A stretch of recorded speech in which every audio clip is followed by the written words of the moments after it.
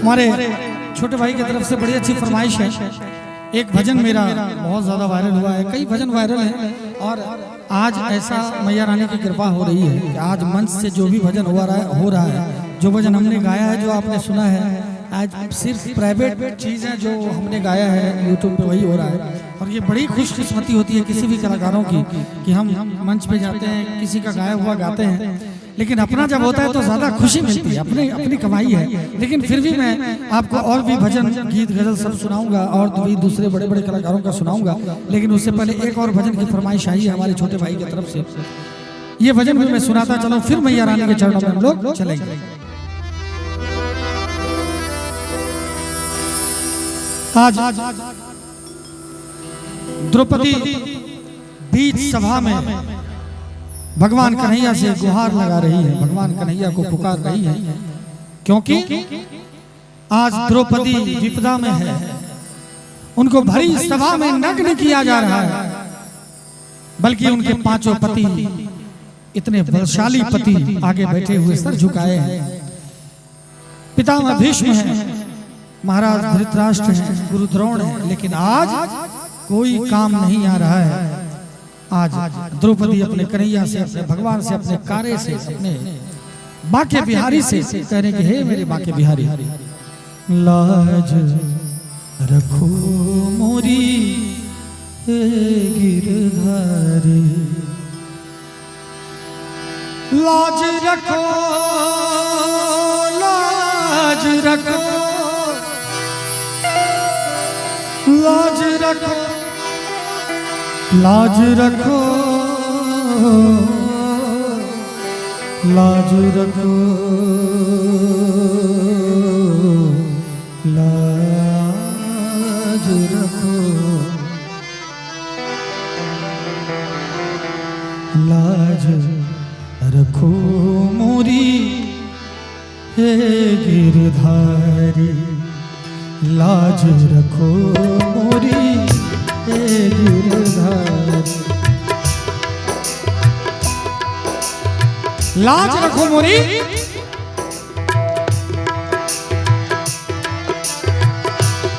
हे गिरधारी, हे गिरधारी कृष्ण मुरारी, लाज रखो मोरी हे गिरधारी, लाज रखो मोरी हे गिरधारी।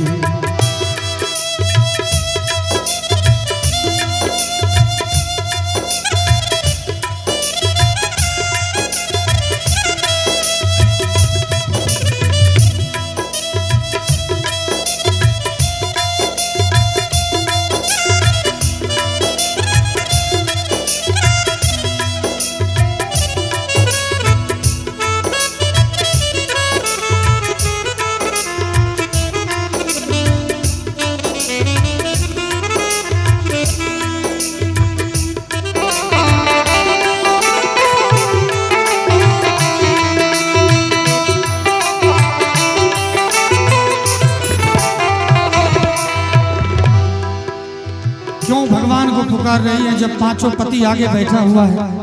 जरा देखा जाए। द्रौपदी आज अपने भगवान से कह रही है कि हे मेरे प्रभु, पांच पति सर नीचे किए हैं, पांच पति सर नीचे किए हैं, पांच पति सर नीचे किए हैं, वही गदा वही, वही गदा वही गांडीव धारी, लाज रखो मोरी हे गिरधारी, लाज रखो मोरी हे गिरधारी। वही गदा वही, वो भीम आगे बैठा हुआ है जिनके एक गदा से पृथ्वी में दरार आ सकती है, एक गांडीव के टंकार से पूरा ब्रह्मांड हिल सकता है। आज वही पति सर झुकाए बैठा है। जब भी किसी नारी पर कोई विपदा आती है तो सबसे पहले वो पति की तरफ देखती है, और जब पति भी सर झुका लेता है, मुंह मोड़ लेता है, तो वो अपने घर के बुजुर्गों के पास जाती है।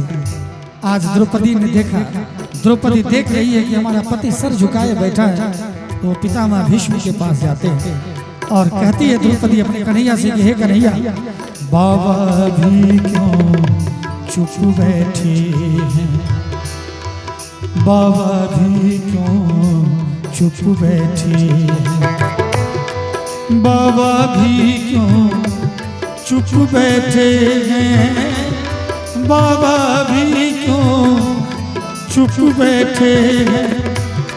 पता नहीं क्या, पता नहीं क्या उनको लाचारी, लाज रखो मोरी गिरधारी, लाज रखो मोरी गिरधारी।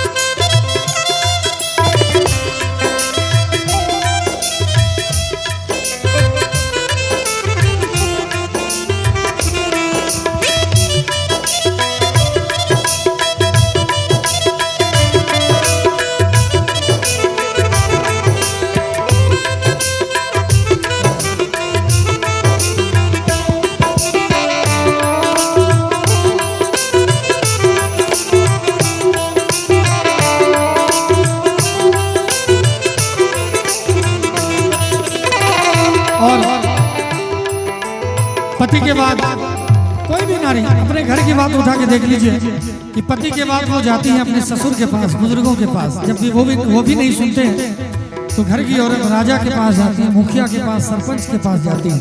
और राजा धृतराष्ट्र, महाराज धृतराष्ट्र वहाँ पर बैठे हुए, द्रौपदी उनके तरफ मुख करके गुहार लगाती है, लेकिन महाराज धृतराष्ट्र भी नहीं सुनते हैं। तो फिर वो बांके बिहारी से कहती है कि हे मेरे बांके बिहारी, मैं समझी थी कि एक है अंधा, मैं समझी थी कि एक है अंधा, मैं समझी थी कि एक है अंधा। यहाँ तो अंधी, यहाँ तो अंधी सभा है सारी, लाज रखो मोरी गिरधारी, लाज रखो मोरी गिरधारी। और जब महाराज धृतराष्ट्र भी द्रौपदी को बचाने के लिए आगे नहीं आते हैं तो द्रौपदी कह रही है, जरा ध्यान दीजिएगा, बड़ा मार्मिक शब्द है। अब मैं आस करूं कहो किस पर, अब मैं आस करूं कहो किस पर, अब मैं आस करूं कहो किस पर। यहाँ तो सब वे, यहाँ तो सब बैठे हैं जुआरी, लाज रखो मोरी गिरधारी। द्रौपदी कह कि अब मैं आस करूं कहो किस पर, यहाँ तो सब बैठे हैं जुआरी। ये कोई कहानी नहीं है, ये हमारा देश का, ये हमारे भारतवर्ष का इतिहास है कि जब जब हमारे घर के मर्दों ने जुआ खेला, जब जब हमारे घर के मर्दों ने शराब पिया, तब तब हमारे घर की औरतों को बीच सभा में नंगा होना पड़ता है। ये आपके हमारे घर का, सभी के घर की कहानी है। अगर मैं गलत कह रहा हूँ तो आप बताइए, सभी के घर की कहानी है। तो ये द्रौपदी की कहानी नहीं है। ये मैं आपसे निवेदन कर रहा हूँ कि कोई भी ऐसा काम ना हो कि हमारे घर की बहन बेटी को, बहू को बीच सभा में नीलाम करे, नीलाम होना पड़े। तो कहना चाहूंगा, लाज रखो मोरी गिरधारी,